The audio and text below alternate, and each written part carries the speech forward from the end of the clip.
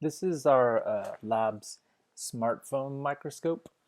It was made by two former students, Constantine and Johnny, back in the winter of 2014. Didn't think it was that long ago. Time flies. And they made actually a couple over winter break and donated them to the lab. It's really nice. It's not too hard to make. If you want to make one yourself, there's a YouTube video. It talks you through it. That's what they followed. And or you can Google search "turn your smartphone into a digital microscope." That's the title of the YouTube video. It might be easier to find it that way than to typing up this web address, but that is the address. And it's pretty simple. It's got a magnifying lens here, which is taken from a laser pointer, and they just use a dollar store laser pointer. So how much do you think it cost? $1. Yeah, the laser pointer was just $1. And yeah, so we're going to see how this works. Here's our cell phone microscope. It's made with a flashlight, some plexiglass, and a laser pointer magnifying lens, just from like a dollar store laser pointer. And I've got some of my benzoin crystals on a wash glass. I'll slide those under the magnifying lens. And then I'll take my cell phone and try to get it right on the laser pointer magnifying glass. There it is. Beautiful, right?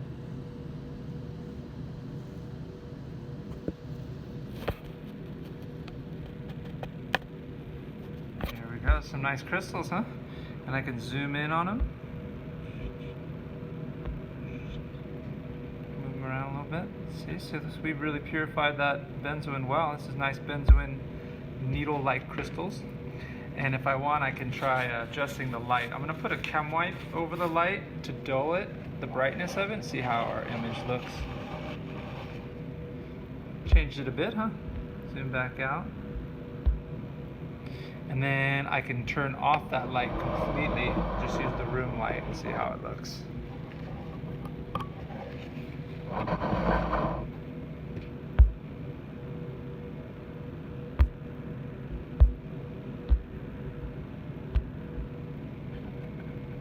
Beautiful, right? Nice and pure benzoin crystals. All right, we have some nice crystals here. We're going to get an IR spectrum of them. So first I'll come over to our software, the NMR Spectrum software, open that up, and sign in as an administrator, and I'll get an IR spectrum for us. The first step will be to take a background scan. So let's look over here. We have an ATR adapter with a zinc selenide crystal right there, that gold right there. That's zinc selenide crystal. And we're going to put our sample on there and crush it down to get a quick IR of the solid. But before we do that, we have to run a background scan to scan the air and things. So let's get this in focus. So I'll go to Instrument, scan background, use the standard settings. Okay, it's going to do 4 scans, and then we'll look at that background and make sure it looks good. It should look like our backgrounds from the past, which are, here is an example of one there. So if it looks like that, we're good to go. And I'm starting to see it come up. That's after 1 of 4 scans, and it looks really nice. So I'll let the background finish, save that, and then I'll put some sample on the ATR adapter, crush it down, and get my IR spectrum. So let's say overwrite. That's going to be our new background. Yep, it looks very good. We've got some signals from water vapor in the air, some sp3 carbon hydrogen signals from the plastic within the machine. This is our carbon dioxide signal, 2300. Some other signals. Okay, looks good. So I'm actually going to delete that background scan and go get some sample on here. All right, so I'm just going to take a pinch for solid. So yeah, we're lucky enough. We have an ATR adapter. We don't have to make up potassium bromide pellets or Nujol moles. Okay, so I got some solid covering up the zinc selenide crystal, and if I take the IR now, it's not going to come out well because it's not got enough contact with the zinc selenite crystal. That's why I have to crush it down with my anvil. Get it nice and tight. When I look up at the top of the anvil, I just see a little silver lining above or below the copper. All the rest of that anvil is in the block there. So let's go ahead and run it. Instrument, scan sample this time. Standard conditions for scans.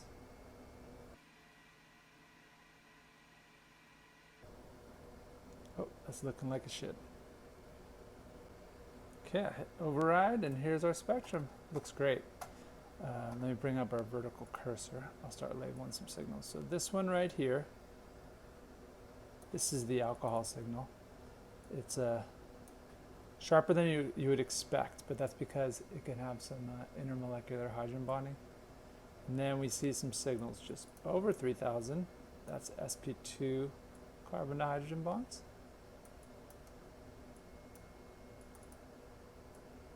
There it is, the alkenes. And then here under 3,000 is our sp3 carbon to hydrogen, or alkanes. Just under 3,000. Move these over. Label this one as well.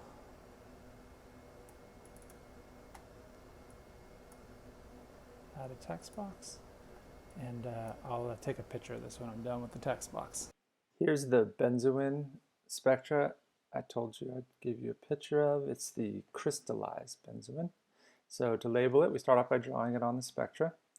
And you'll label the entire thing. And I'm actually giving you this spectra without the structure on it in your report worksheet. That'll be at the end of the report worksheet. So you'll completely label the spectra as we've learned there. I'm going to talk about one part of this, the OH of the alcohol. You'll see it shows up in the right area, like 3,405.71 reciprocal centimeters. So it's in the right area, but its shape is a little different than we're used to seeing. It's not a nice parabola. Well, I have a theory about that. This is my theory. So if we look at ethanol, which this ethanol IR came from the SDBS website we've used so many times already. It's a liquid film of ethanol on a sodium chloride salt plate. So ethanol is here. You see it's got the nice parabola that we're used to seeing. So all this is due to the OH of the alcohol. Now, why might that be? Well, before we talk about that, we'll also label our sp3 carbon to hydrogen. There it is. And then, now I think it's the shape of this parabola has to do with hydrogen bonding. The ethanol, there's millions and millions of ethanol molecules in the sample on the IR. And they can be hydrogen bonded close together or far apart like this, or pretty close together, and infinite distances between. And I think the length of the hydrogen bonding will affect the bond strength of these bonds. So let's compare the bond strength of this OH bond when it has hydrogen bonding that's further away, and the bond strength of this OH bond when it has hydrogen bonding closer. Which one do you think is stronger? The one with the closer hydrogen bonding or with the further hydrogen bonding? My guess is the one with closer hydrogen bonding is actually weaker.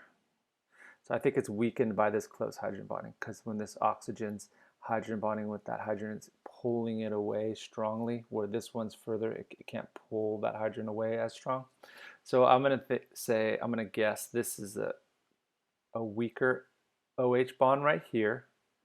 And I think that if that is true, then that weaker bonds resonate at lower wave numbers. We've learned that before. So they'd resonate on this side of the curve, not that side. So let's look at that. So we might get one resonance here and another up here. So where will this guy be? Will it be the higher wave number or the lower wave number? Oh, actually, I'm doing this one first. This one, I believe, will be at the lower wave number because it's the weaker bond. And I think this one will be at the higher wave number because it's a stronger bond because the hydrogen bond is further away. And you could imagine this can shift over just a little bit, like here, this distance, the hydrogen bonding between the two, and that would make the signal go a little bit to the right, huh? And so you could see all the different possibilities of the hydrogen bond length would create this nice parabola right here for us. So back to the benzoin. So our benzoin is not so parabola-like, it's more sharp, like a spike. Let's look at its OH bond. So it's, of course, that signal, and it has intramolecular hydrogen bonding. So the carbonyl of this ketone is set up really well to hydrogen bond with itself. And this makes a nice 5-membered ring, not too much strain. That's a nice 5-membered ring. So I think this hydrogen bonds strongly intramolecularly. And when it does, then I can see this hydrogen not having as much variation in its hydrogen bond length because it's being tethered together. So I could see this hydrogen, maybe it gets shifted out a little bit this way, a little bit that way, but not as much as if the hydrogen bonding was between two different molecules. And so that would then result in less possibility and less of a parabola, less of a wide parabola, sharper. That's my idea. And this will hydrogen bond, I believe, with another molecule, but I think the 5-membered ring really sets it up to mainly be hydrogen bonding with itself. So that's my theory. Hope you like it. Okay, good news. That looks like benzoin I've seen throughout the years. And now we just need to clean off our anvil. So I'll take a chem wipe, wet it with a little ethanol, and grab onto that benzoin. Oh, grab onto that benzoin. Put that in our waste container and repeat.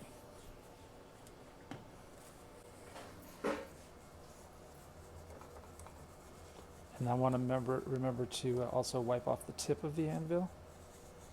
Some spills like that. Gotta grab that as well. Do that again. One more good one. So yep, there we go. Get this nice and clean for the next sample.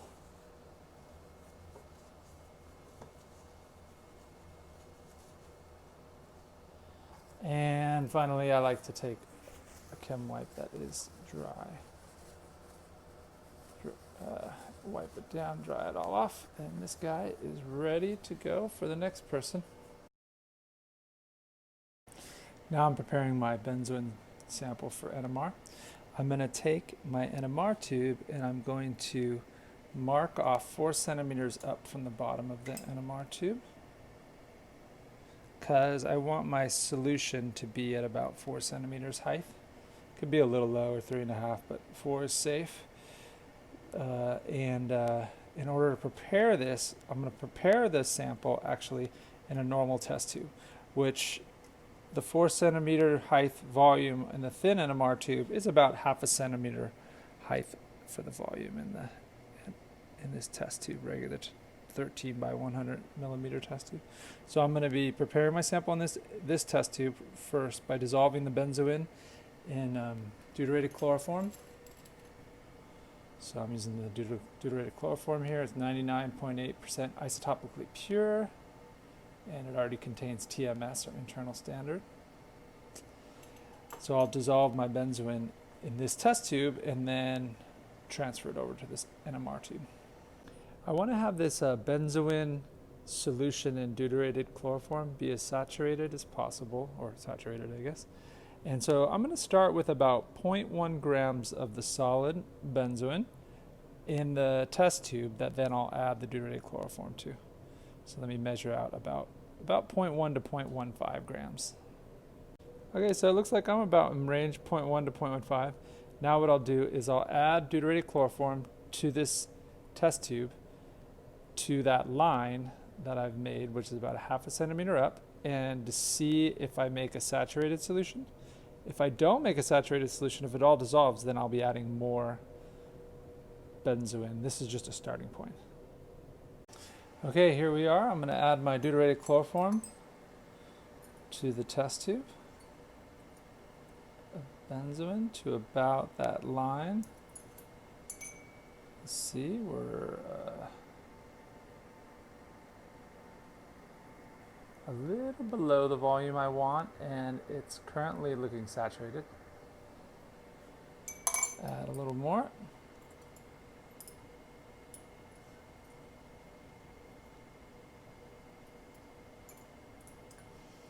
Okay, let's swirl this around, take a good look at it.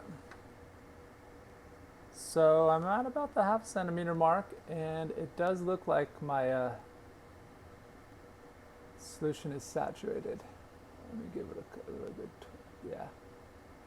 So what I'm going to do now is pipette this over into my NMR tube. And when I do this, I actually want a little bit of solid to come over, because a little bit of solid is not going to interfere with my NMR, but it's going to result in me having a very concentrated sample that will give me a good proton NMR and hopefully a carbon NMR with most, if not all, of the carbon signals. Okay, now I'll pipette over my solution, saturated solution. See how it goes.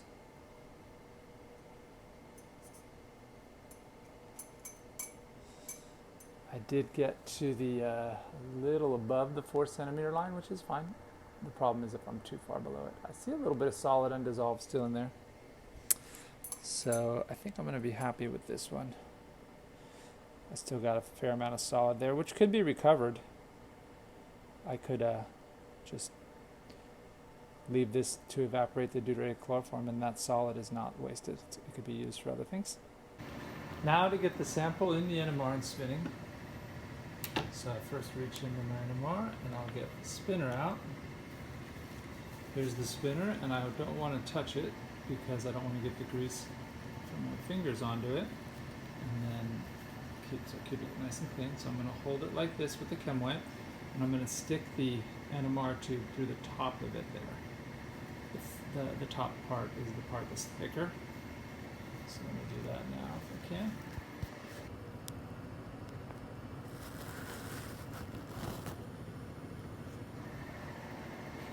So I have the NMR tube in the spinner, but is it at the correct height? I don't know. I have to check it with the guide here. So I simply push down until it stops. Now it's at the correct height, so when I put it here, it should float. Let's see if it does. Yeah. And now to inject it into the NMR, I'll press and hold the inject button. And I'll watch as it drops down. Drops down, and then when I let go of the inject button, it should start spinning, and yep, we got lucky. It's spinning good today. So now we're ready to take the NMR.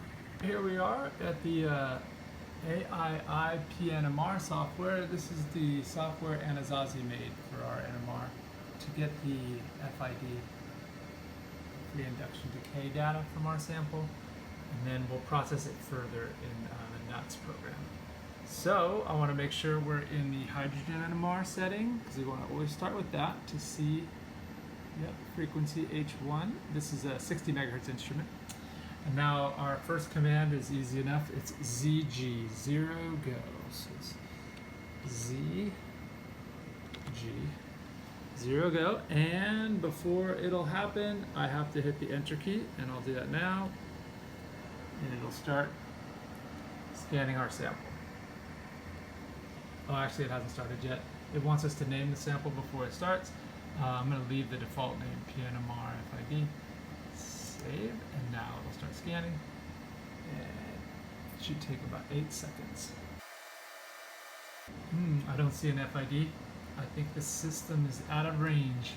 That's okay. It happens. Let's widen the spectral width. Right now we're at a spectral width of 1,000. See that W1 dash spectral width? 1,000 hertz.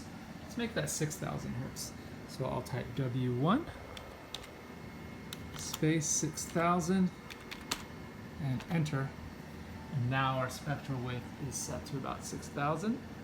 It's about 6,009.6 hertz. So let's rescan again. ZG, enter. And then if I hit enter again or save here, it will start scanning. And we'll find out if our signals, we're seeing a little bit of the FID there now. We're going to be able to see what's going on. Let's go over to the NUTS program. And we'll bring over that FID with the command A2. Oh, yep, and there is our signal. It looks like it's a little off scale, yeah. It looks like it needs to be shimmed for sure. And it looks like our TMS is over here at about -10. So we'll be able to fix both of those things. Let's first fix the TMS position. The command for that is FO, frequency offset. And then you hit, so I got FO down there, and I hit enter. And right now it's asking me, where's my reference? Right now my reference is, I'll type this in, it's at about a -10. Got to make sure I have the negative sign. And then I hit enter, and where do I want it? I want it at 0 parts per million, where TMS should be. So it's adjusted for that, and I can get the spectral width back online too with a W1, or I can do reset all the NMR default values by typing NU space H1 enter. Okay, now I've got all my default proton NMR settings back, and now I'll now actually I'll shim. So the shim command is easy. It's shim SHM enter, and then it'll ask me for a relaxation delay. 2 seconds is what we use for that. That's the amount of time it takes between pulses. So we'll let it shim for a little bit here. Be back and see how it improves. All right, shimming's done. Let's rescan and see how she looks. So to rescan, we ZG enter and enter twice to get that started quickly. We should see a much better FID now, and then a better spectrum as well. Yeah, that FID looks better. Now I'll go over to the NUT software, bring over my data with the A2 command again. So it's the letter A and the number 2, oh, not F2, number 2, yeah, I gotta start again. Hit enter a couple times to clear everything. A2, much better. All right, there's our signals. Our TMS is still off a little bit. I'll zoom in on that, and we can see where it's at by clicking the left mouse button, holding it down, and then typing the M key on the keyboard. All right, TMS is at -0.760. So let's fix that. FO enter, -0.760, enter. I want it at 0, enter. Rescan. Oops. Let me cancel that. Okay, start that rescan again. ZG, enter. Scan complete. Okay, let's bring that over to NUTS. So bring that over with the A2. Oh, at A3. It's not easy for me to film and do this. A2. There we go. All right, now it's looking good. TMS looks very close to 0 now. Yeah, let's do the minimum peak height. It's at -0.030. That's close enough. And we can zoom in our signals of interest. It's looking really nice. So before I go and start processing this proton NMR more, I'll start the carbon, so it can be running in the background. So to change to the carbon settings, I type NU for nucleus space C13. So that's NU C13. I hit enter. Now I'm in the carbon setting. I'm going to set this up more than the default 12 scans. So it's set to do 12 scans, but I'm going to say NS number of scans. Let's go 30. Enter. And then we'll start this with the ZG enter again. And I don't have to go to 30 scans. I can check as the scans are collecting. But if I wanted more scans, they are set up to be going. So, okay, now I come back to my spectra. If I'd like, I can have the TMS right on 0. Why not? I'll zoom in on the TMS since it's the only signal on screen right now. If I type SZ set 0, it'll set that tallest signal to 0. And then I can zoom back out. And first, after I zoomed back out, I'll get out of zoom and I'll enter a text box. NOA. And I'll type up my text box. Okay, I got my text box on the screen. Now I'm going to integrate, and the command for the text box integration is ID, and there's my integral.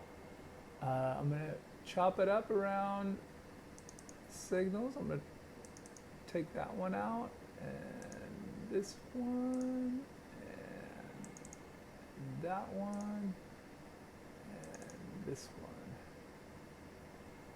Let's see what these all are. I believe these two most upfield signals are one hydrogen signal. So let's click on one of those once, type the letter V, and then enter a value of 1 for that.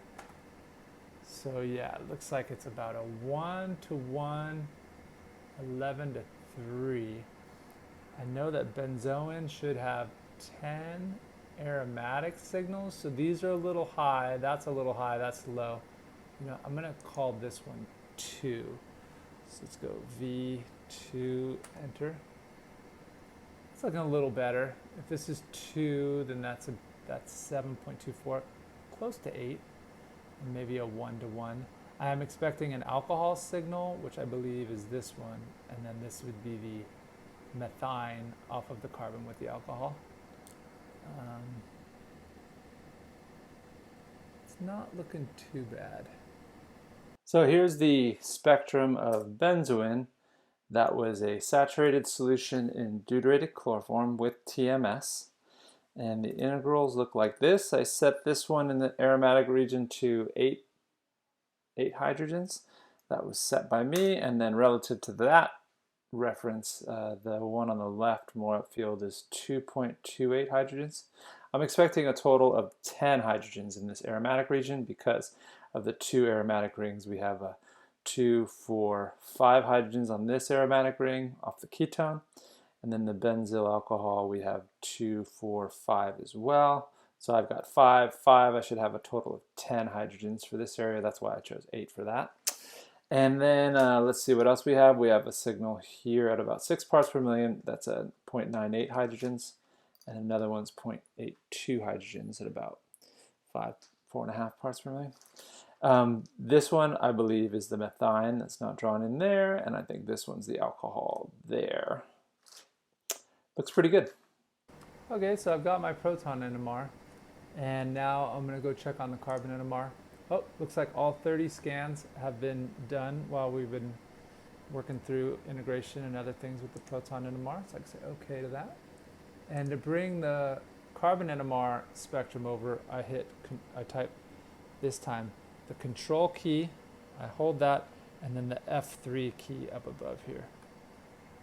When I do this, it asks me which named sample, which data I want to bring over. It's the default one, so I just click OK again. And then it asks me for the line broadening. We're going to go 0.5 with that. Okay, and there we go. It's looking pretty good. I'm going to do a minimum peak height thing. Get rid of some of that labeling. And yeah, not too bad. I'm expecting 1 signal in this area. I don't know why. It looks like I might have more. And some aromatics. This sample is dilute. This is just maybe the best we're going to get. We've got a nice bug crawling across the string too. We got a buddy. There you go. And then let's zoom in on this one. We'll do a meta object of this. MOA. There you go.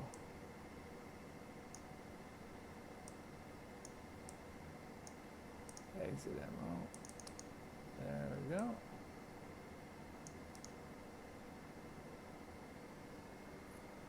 And now I've got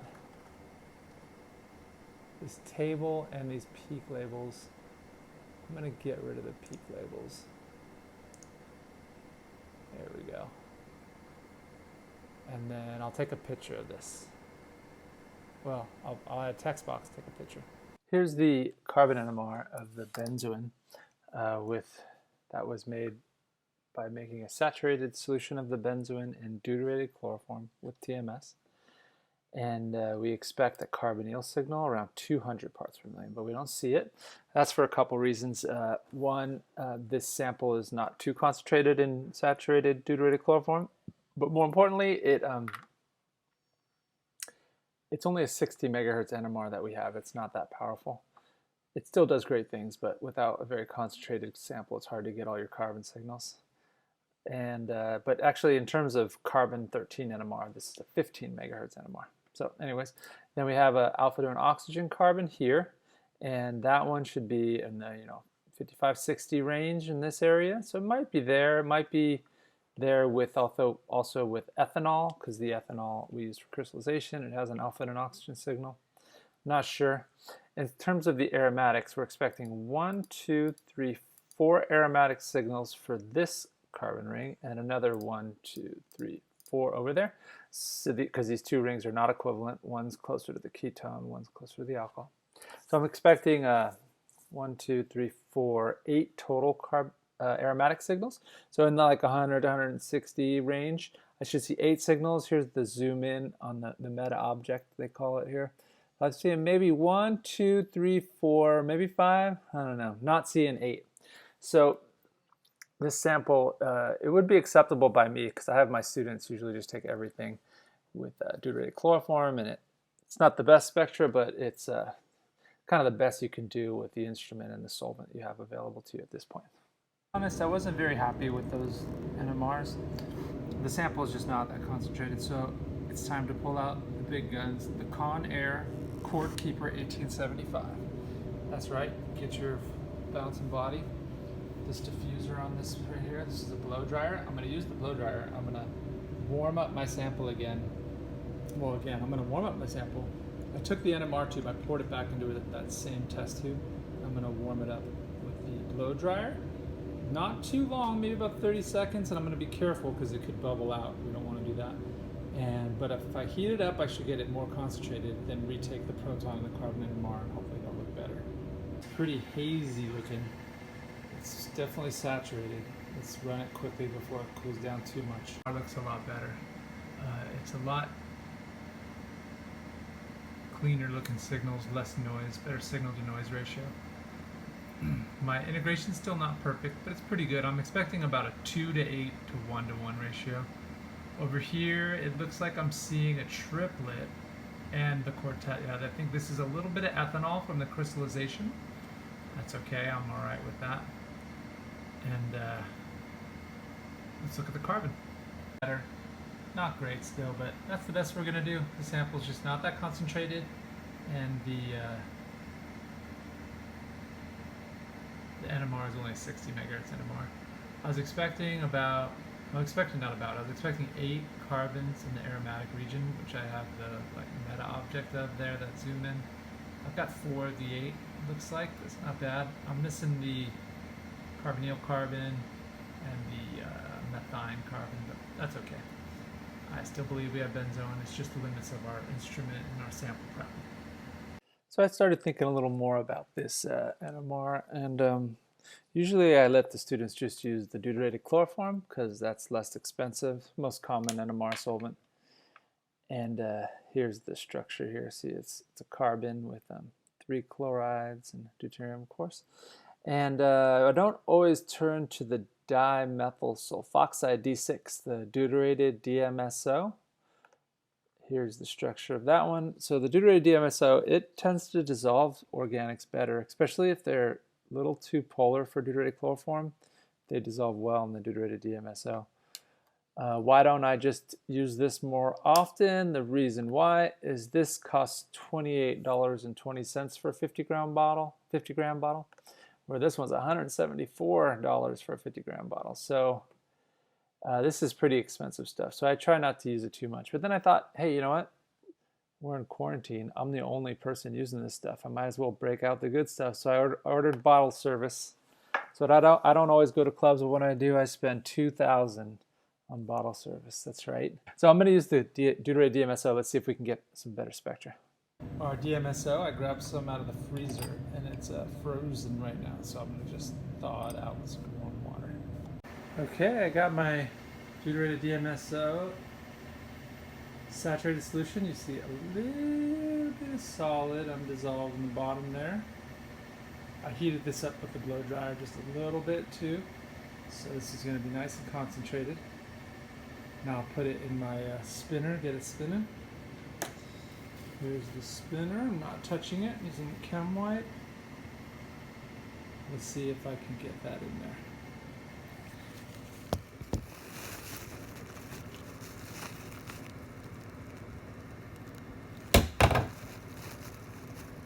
Okay, starting to get it in there. Drop my sunglasses. Alright, so now I grab this and I can put this in the gauge to get it to the right height. Carefully, slowly press that down. There we go, that's the right height. Let's see if we can get this to spin. Press the inject button. Press and hold that inject button, it drops down. Then when I let up, it should start spinning, and it does. Looking good. Okay, we'll close the lid on this, keep some dust out, get over here and start running. Alright, so let's look at our spectra and analyze them a bit. This was the spectra of benzoin that I took when it was a saturated solution in deuterated chloroform. You can see we got our aromatic signals. They add up to about 10, 8, and 2.28. We should have 10 aromatic hydrogens. And then we got a couple almost 1 hydrogen signals, and this was just an error in my integration to 0. So these two here could correspond to the methine and the alcohol hydrogen. They look pretty good, actually. This is proton NMR is fine. But when we took the carbon NMR of benzoin in this same sample, the saturated solution in deuterated chloroform, it didn't come out very well, so I decided to use the deuterated DMSO. So I did that. I prepared, after the deuterated DMSO thawed out, I prepared a saturated solution of that in my NMR tube, and it did dissolve a significant amount more of the benzoin than the deuterated chloroform. As always, we'll start with a quick proton NMR scan. So we'll type ZG, enter, and enter again. And I'm thinking we're going to need to shim, but we'll see. Okay, there's the FID. Let's go into the NUTS program, bring it over and see how it looks. The NUTS program does the Fourier transform for us when we type the command, the letter A and the number 2. There it is, looking really good. And the TMS here is a bit off. Not quite at 0, and it's a doublet. So what does that mean? You guessed it, we should shim. So we'll go back to the AII software and type in our shim command, SHIM, enter. And our relaxation delay, as always, 2 seconds, enter, and we'll start shimming. And as a reminder, shimming is adjusting the magnetic field around your NMR sample with little electromagnets to try to make the magnetic field as homogeneous as possible throughout the whole sample in the NMR tube, and then our spectra will come out the best it can. Okay, the shimming is done, so another ZG enter to rescan, and we'll look at it again. Scan is complete. Let's bring it over to NUTS. Let's go NUTS. And the command bring it over is A2 again. Oh, look at that. So much sharper.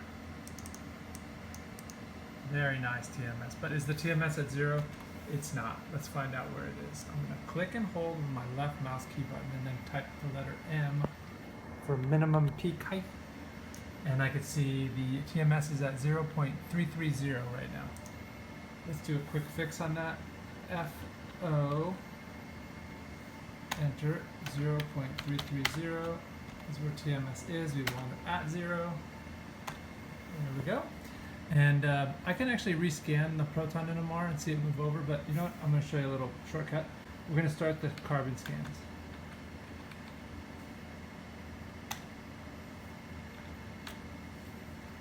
Right. And I'm going to change the number of carbon scans. I'm going to put NS space, let's go 24, see how that looks. ZG, enter. So the carbon's going to be collecting, I'm going to do 24, so it's 1 of 24 complete, 24 scans, or you could say pulses, it's pulsing the radio frequencies, but we're going to do 24 of those. And then while those are happening, I'm going to go over to NUTS, I'm going to fix my proton NMR. So the TMS is not right at 0, but if I type SZ, set 0, now it's right at 0. So why did I have to do the frequency offset in this other software? That was because I want the TMS to be near 0 for carbon NMR too. So I don't want to just fix it for proton. I'll zoom back out on this proton NMR. It's looking great. I'll add a text box. I'll come right back. Look at that, it came out really nice. So I've got my TMS I set to 0. I've got a couple signals here outside of the aromatic region, and then I got my aromatic signals here. So once again, I should have 10 total aromatic hydrogens. So this, oh, and once again, this is my saturated solution in deuterated DMSO with TMS and after the shim. So I should have 10 aromatic signals. If I can see, this is 2 and 8, looks really good. And then I see a 2 here. In this region, I had 1, integration of 1 with deuterated chloroform. And I have a 1.5 here. It's strange, right? What's going on? I'll tell you what we'll do. We'll look at the SDBS spectrum for benzoin. So if you go to SDBS, search up benzoin, they have 2 spectra. They have a 90 megahertz NMR spectrum, this one. And then the next slide I'll show you, they have a 400 megahertz NMR spectrum. Let's just briefly look at the 90 megahertz. It looks like they're saying all of these hydrogens on this aromatic ring on the alcohol side are overlapping, and they're saying at position B, which is this clump here. So 7, yeah, they're saying it's in here. And then they're calling these A ones here that are ortho to the ketone. They're calling those the most downfield, those 2 there. And then they're saying these other 3 are overlapping all of these ones. So they're doing the same kind of integration as us. 1, 2, 3, 4, 5, 6, 7, 8. So they're saying there's like 8 here and 2 there. And then they're also saying that the alcohol and the methine hydrogen, these 2 are right here overlapping. In deuterated chloroform, we had our alcohol signal over about 4.5. That can happen. The signals can shift if you change solvents and change concentration, especially alcohol signals or hydrogens that can hydrogen bond. So yeah, it looks like it too. It looks like a sharp singlet for the methine, and it looks kind of like the alcohol is right here. It's over underneath it, like broad peak. That's kind of common for alcohols and hydrogen bonding groups. Okay, so let's look at the, this is what they're calling the groups I went through, A, B, C, like that, and D for the alcohol. So C, the methine, and D, the alcohol, like I said. All right, so now here's the SDBS 400 megahertz NMR spectrum. You can see it's got a lot more resolution, the 400 megahertz. So if we go back again, this is 90 megahertz. See a lot of overlap of signals. 400 megahertz, it's separated out really well. I can't zoom in on the SDBS spectrum. I really wish we could, but can't complain. SDBS is a great resource. So here's their predictions for benzoin that they prepared in deuterated DMSO as well. But I don't like their drawing as much as mine. I'm going to draw up mine. Here it is. So this signal here, that's one signal there, that methine hydrogen. Then we got the 2 ortho to that, and then 2 more and 1. And then we've got 2 here, 2 there, 2 there. Those are all our hydrogen groups. And no, not all of them. There's the alcohol hydrogen too. And now they're labeling their signals. A is this one here, alpha, ortho to the ketone. Seems reasonable. And then they're saying B is this single signal at the end here. Okay. And then they're saying C, the large one, is going to be another one of the 2 hydrogen signals. So they're putting all the hydrogens on the ring attached to the ketone as the more downfield. Then we go signal D, it's kind of overlapping C there, is the ortho to the alcohol ones there. And then E is this pair, and F is over here, that one. And then finally, the 2 left over that are not aromatic, they're saying the alcohol is a little more downfield than the methine. But they're pretty much overlapping, it looks like there. Okay, so that makes sense. So now when we look back at the sample I ran again, remember how I was saying we should have 10 aromatics. We got 8 and 2, 10. And then I thought we would have a single hydrogen signal here, and this would be the alcohol, but the integration doesn't agree, huh? It looks like 2 and 1.5. What's going on? Well, when we run the sample in deuterated chloroform, this methine hydrogen and the alcohol hydrogen, they overlap right there. So that makes perfect sense. These integrals are very good, 8 to 2.07 to 2.04. So what is this over here? That there is just water. Well, it's very common to have water in your deuterated DMSO because the deuterated DMSO is hygroscopic. So each time you open up a bottle of it, it starts drawing moisture from the air into it. So our bottle, like most has water in it. So this wasn't from our sample. It was an impurity from our sample, but it's actually something that's in our deuterated DMSO bottle. So that's good to know. And yes, it does. It shows up at like 3.3 usually. Let's see, 3.5. I think. Yeah, I think. And you can see the there's some of the deuterated DMSO solvent actually has not a deuterium, has a hydrogen. That shows up at 2.5. And this is in the range of water, usually 3.3. Looks like it's a little more downfield than that. And then here we can once again see it looks like there's some ethanol, a little bit of ethanol impurity from the crystallization. This is the NMR of benzoin as a saturated solution in the deuterated chloroform with TMS. This is the one that the sample wasn't very concentrated, so we didn't get all the signals. Let's look at what we should have got. We should have had one carbonyl ketone signal around 200, which I don't see. Here, I'll put the laser pointer thing on. And then a methine around this area. Maybe it's right there. And then 1, 2, 3, 4, 5, 6, 7, 8. 8 in the aromatic region. And here's the aromatic region. Here's the blow up of that. 1, 2, 3, 4. I'm only getting like 4 at 8. So not great. It's okay. It has signals in the correct area, so it suggests that we have this molecule, but not as strongly as if we had a better spectra. So that's why I made up that DMSO solution. So here we are in DMSO. You can see I've got more signals here. So this was the benzoin in deuterated DMSO saturated. And here we go. Let's talk about this. So again, we got the carbonyl signal. Should show up around 200. Boom, there it is. We have the methine. There it is. 76. And then we have aromatics. Let's count them all. 1, 2, 3, 4, 5, 6, 7, 8. There we go. And so we should have 8 in this region. So let's number these, see how it looks. 1, 2, 3, 4. And these are kind of close, but there's actually 5 through 9 in there. I'll show you them in close. And then 10. So this adds up to 10. 1, 2, 3, 4, 5, 6, 7, 8, 9, 10. We got all 10 carbons. That's really great. Let's zoom in on the aromatics. So number 2 here is right there on the zoom in. See how it's 140 parts per million, 140. And then 3 and 4 are there. And then we've got 5. And then this right here, if you can see, it's actually 2 very close signals, almost overlapping a little. 6 and 7, 8 and 9. So it's looking good. And I tell you what, let's go even another level in. Let's zoom in on this too. So here we're zoomed in on the 5, and then the 6, 7, you can see it there, huh? 8, 9. So we're getting all 10 signals. Really nice. So I'm going to give you this spectra for you to label in the report worksheet. Now, since we're going all out, let's go all out. I'm going to add a little D2O, deuterium oxide, to our NMR to shake it up and see if we can identify for sure what the alcohol signal is. So I've got this box, I'll show you. There we go. It has these little ampules of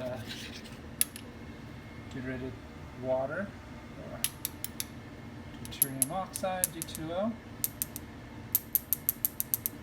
And to open it, you get everything to the bottom, there we go. And then you just break the glass vial bottom from the top. It's been closed up by flame. The top of the lid was flamed shut. But I already have one open. I did this earlier, and I parafilmed the top of it. So there's still some D2O I have there, and this guy, it's hard to see, but there it is. So that's a heavy water. I'll be adding that to the NMR tube. All right, I'm going to add a little D2O to this. Open up my vial of D2O that I parafilmed after the last time I used it. Parafilm, remember, is great for aqueous solutions, not so great for organic. The organic fumes will dissolve the organic parafilm. Okay. Got that off.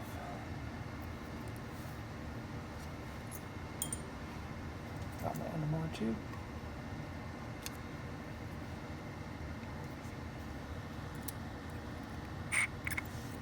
I'll simply add a little D2O. That's more than enough. That's a brand new pipette. I'm not worried about putting it back in it. D2O back in there. Okay, so far it looks like this. See how the D2O is up towards the top there? And then a lot of people call this a D2O shake because you want to mix it up well. There it goes. Give it time to react.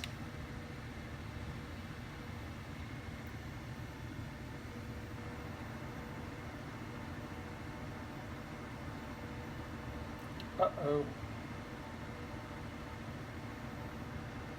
It all precipitated. That was pretty funny. I was trying to be fancy with my D2O wash of the benzoin, and everything just crashed out. The benzoin crashed out. Let's talk about it though. So here's our deuterated DMSO, and here's our deuterated water. A lot of times you'll see DMSO listed as a D6 DMSO because of the 6 deuteriums. And DMSO happens to be miscible in water. So when I was inverting and shaking the NMR tube, the two solvents were mixing together. Which one is more polar? I bet you'll guess this correctly. DMSO is not as polar as water. Water is more polar. Even though DMSO is listed as having a higher dipole moment, polarity is an interesting concept. But water is considered more polar. I got this value from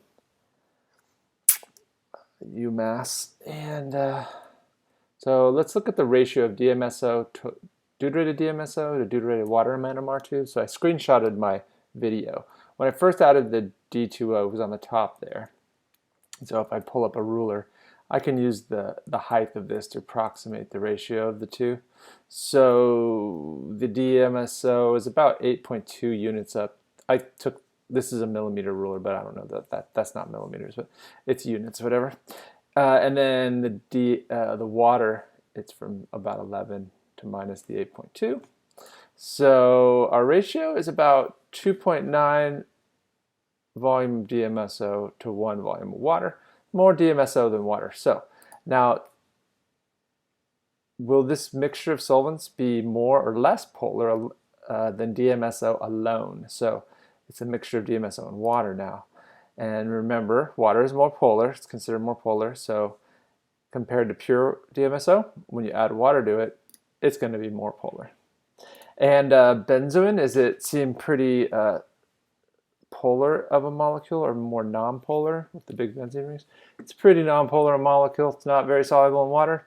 So I would think that's why when I added the deuterated water, I made a new solvent mixture which was more polar, and it just crashed out. So at that point I was thinking, oh, I could